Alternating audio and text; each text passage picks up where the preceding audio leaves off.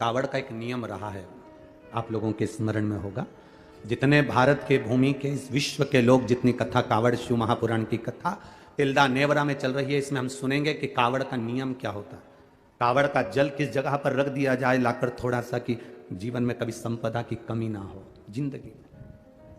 कावड़ का एक नियम होता है कि कावड़ को ये कंधे से ये कंधे पर रखना है तो सिर के ऊपर से कभी नहीं लिया जाता। कावड़ का एक नियम है। कावड़ को इस कंधे से इस कंधे पर लाना है तो सामने से लाया जाता है, पीछे से लाया जाता है, पर सिर पर से बार कर उसको वापिस नहीं लाते, सिर पर से बार कर। कावड़ का एक नियम होता है, जिस नारी का, जिस व्यक्ति की संतान नहीं होती है, उसको कावड़ यात्रा करने से पहले अपनी गोदी में धान चावल को भरना पड़ता है। गोदी में उसको जब तक महादेव के दरवाजे तक नहीं चली जाती, जब तक उसकी गोदी में वो धान चलते चलते उसकी झोली में वो हिलता रहता है। कावड़ का जल उसके कंधे पर रहता है, और जब वो कावड़, जिसकी औलाद नहीं, संतान नहीं, जब वो कावड़ का जल महादेव को चढ़ाती है तो पहले जल समर्पित करने के बाद फिर चावल के दाने बाबा के उस शिवलिंग पर समर्पित करती है कि बाबा मेरी गोदी में तू यहां तक लेकर आया है, ये गोदी खाली मत छोड़ना, मेरी गोदी भर देना, भले 25 साल हो गए। कावड़ यात्रा का नियम है, सिर पे से बार कर वापिस नहीं आती, सम्मुख से कावड़ निकल जाती। हमने पहले भी कथा में कहा, रायपुर की कथा में भी कहा और भाटापारा में भी कहा था। विषम परिस्थिति में किसी के हाथ जोड़ने से अच्छा है, किसी के पास जाकर बैठकर रोने से अच्छा है, देवादिदेव महादेव के मंदिर में एक लोटा जल धीरे धीरे एक बेलपत्री समर्पित कर कर, बेलपत्री की जो डंडी है बस शिवलिंग पर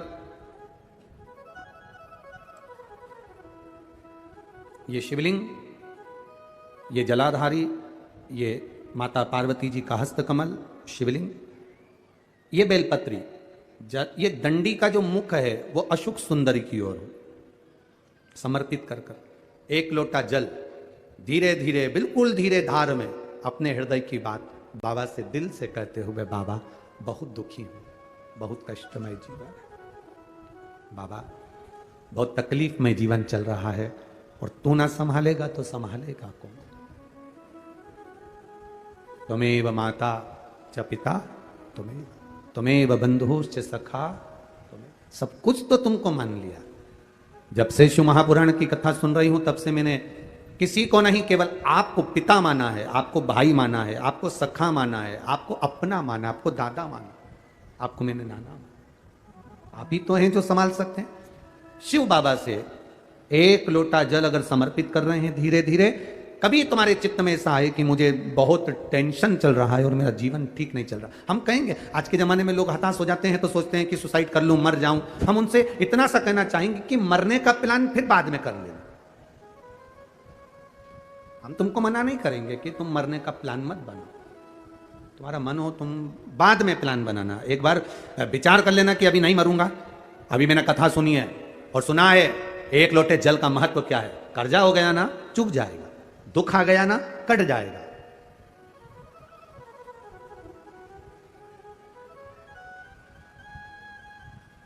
कर्जा भी हो गया तो कटेगा, मिटेगा। मरना उसका कोई एक प्लान नहीं है कि कर्जा तुम मर जाओगे तो कर्जा तुम्हारा चुक जाएगा, ना ना ना ना, कर्जा हो गया ना चुकाएगा बाबा। तुम्हारा विश्वास दृढ़ रखो, अपने भजन के बल को बढ़ाओ, शिव मंदिर में जाने का समय का आनंद पाओ, शंकर जी पे एक लोटा जल चढ़ाओ तो दिल से चढ़ाओ, राम नाम, कृष्ण नाम, शिव नाम जो जप रहे हो उसको दिल से जपो, भगवान की भक्ति दिल से करो।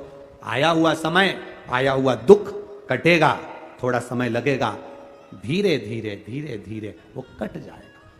वो बर्तन होता है ना, बहुत काला हो जाता है तो उसको माताएं रगड़ती है, वो साफ नहीं होता तो फिर क्या करते हैं उस बर्तन को? अगर बर्तन साफ नहीं होना तो फिर उसको क्या करते हैं? उसमें छाछ भर देती है, दही भर देती है, नींबू लगाकर छोड़ देती है, खट्टी चीज से वो साफ हो जाएगा। तो थोड़ा अगर समय लग रहा है और लगे कि तुमको कि ये ठीक नहीं हो रहा है तो समझ लेना कि भगवान ने भी कोई छाछ भर दी होगी, भगवान सुन क्यों नहीं रहा, भगवान ने भी कोई दही भर दिया होगा, ये समर क्यों नहीं रहा, ये ठीक समय आ क्यों नहीं रहा, आएगा। थोड़ा बाबा पर भरोसा रखो, विश्वास रखो, सारी समस्या का हल एक लोटा आप बाबा को समर्पित करो। बोल बम का नारा है, बाबा एक उसके सहारे जियो ना। हम क्यों संसार वालों के सहारे जियो? तमिलनाडु के एक छोटे से गांव में नंदनार रहा करता, शिव का भक्त था।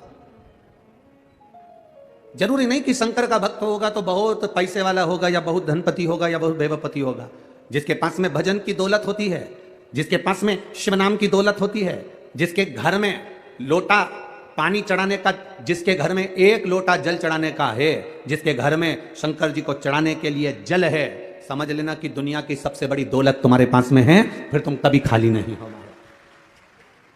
जिसके घर में तिजोरियां भरी हो, जिसके घर में अलमारियां भरी हो, जिसके घर में वस्त्र भरा हुआ हो, जिसके घर में अनाज भरा हुआ हो, और उसके घर का एक व्यक्ति भी अगर शंकर के मंदिर में जाकर एक लोटा पानी नहीं चढ़ा सकता, समझ लेना कि यह पूर्व का आज काट रहा है, पर जब दूसरी बार इसका जन्म होगा तो यह दरवाजे पर किसी के भिक्षा मांगता हुआ खड़ा होगा, पर यह भगवत भजन में कहीं नहीं रम पाए।